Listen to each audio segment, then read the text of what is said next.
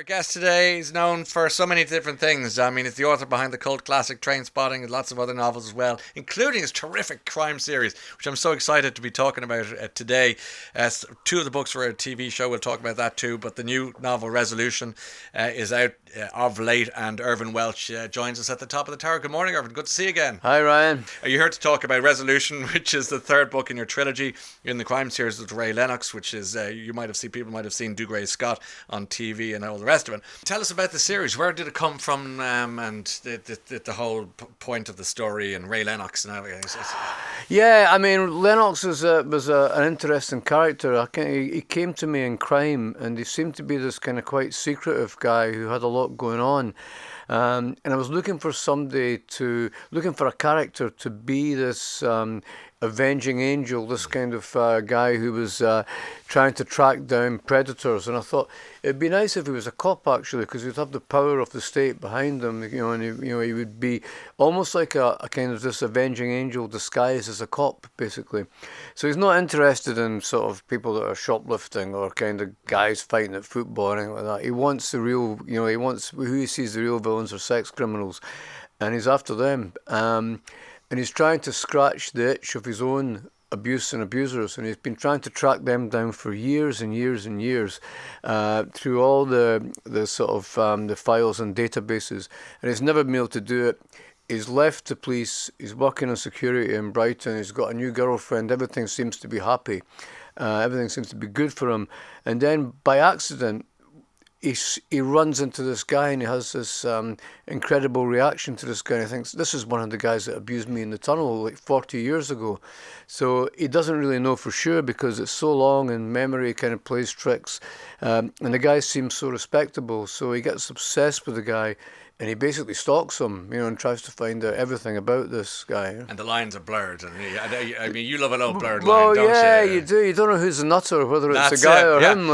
But you're also you're also intrigued by memory. I mean, memory is the greatest conjuring trick of all time because it differs. It's really rarely clear unless it's filmed. Well, this is the thing now, and it's we live in this. We live in this very culty world because of because of social media and the polarization. Now people just believe the truth that they want to believe that kind of suits whatever prejudices they have at the time, even if it's manifestly proven to be nonsense. They'll still hold on to this, So, he's questioning himself. He's saying, "Have I become a cult of myself? Have I brainwashed myself with my own cult-like behavior into believing this is the guy? And it's why am I getting this visceral reaction to him? What's going on here?" So he kind of verifies this in the most spectacular way, and then sort of has this crazy meltdown where he's a danger to everyone, including himself basically. But he's always trying to work out this. He stumbles on this kind of big hornet's nest, and he's trying to work out where everything fits together. Well, it's not easy reading, but it's dark. It's you, but it's a crime series, which I think makes it even more interesting in some ways. I just loved it. Congratulations. It's Resolutions Book 3. Read them all. Buy them as a three for, not just a one. What I love about one of the things I love about talking to you is your classic book, Trainspotting, has a whole new audience. And my daughter and her friends, they're all 25, love Trainspotting. The guys here who are in a similar age group love Trainspotting, and they were so excited that you were coming in today.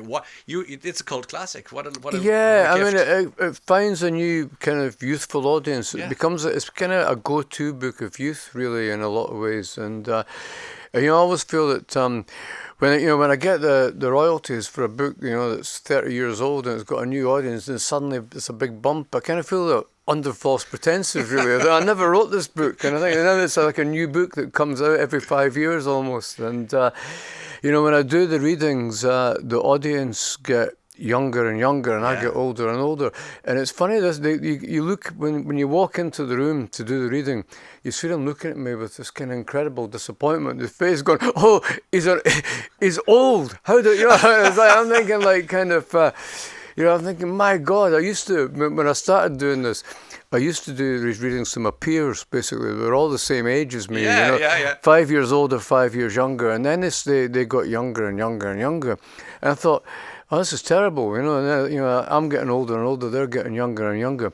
Then I thought, no, it's actually great because it means that they're new people. It's a whole new audience that's coming not along. just groupies. Yeah, and they're buying the book again. Yeah, it's great. It's yeah, great. So, because I was thinking, Catcher in the Rye, To Kill a Mockingbird. I mean, there are some books that are rites of passage to read. I think Trainspotting has become one such book, which is a great thing. Well done. Yeah, well, I mean, it's just fortunate. Well, it's not. I mean, it's not fortunate because the themes in it are very dark. But it's to me. I thought that it was a book about youth, and it is to an extent. And that's why kind of young people like it. I thought it was a book about drugs, and we're more of a drug world now than ever.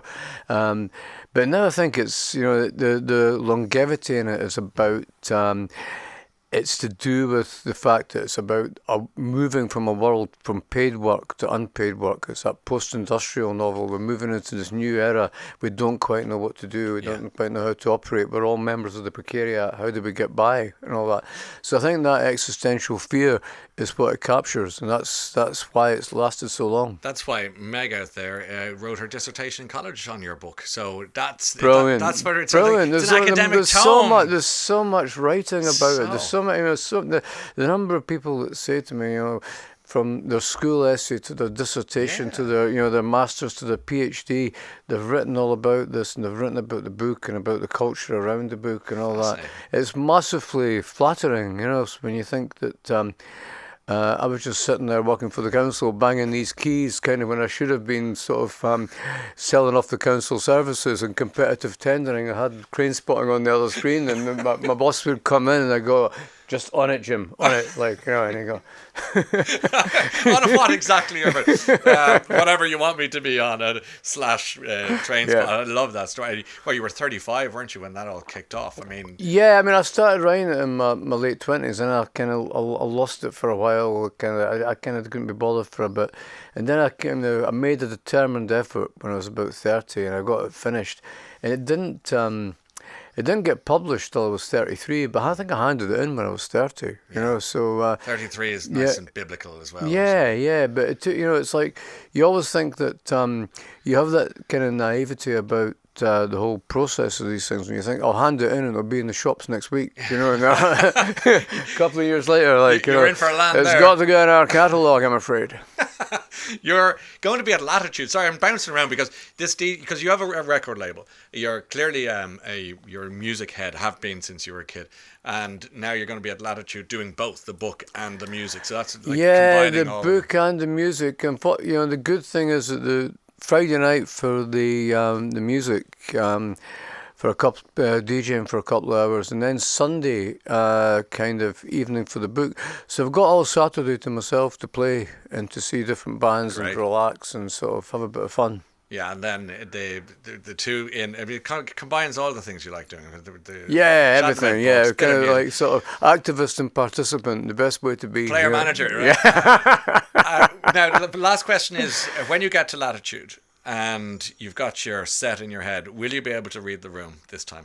I mean, well, it's actually in the woods. I'm playing, so I'll be able to read the woods. Hopefully they'll be very spooky. So I might, I think I might go. It depends, if everybody's just jumping around and sort of.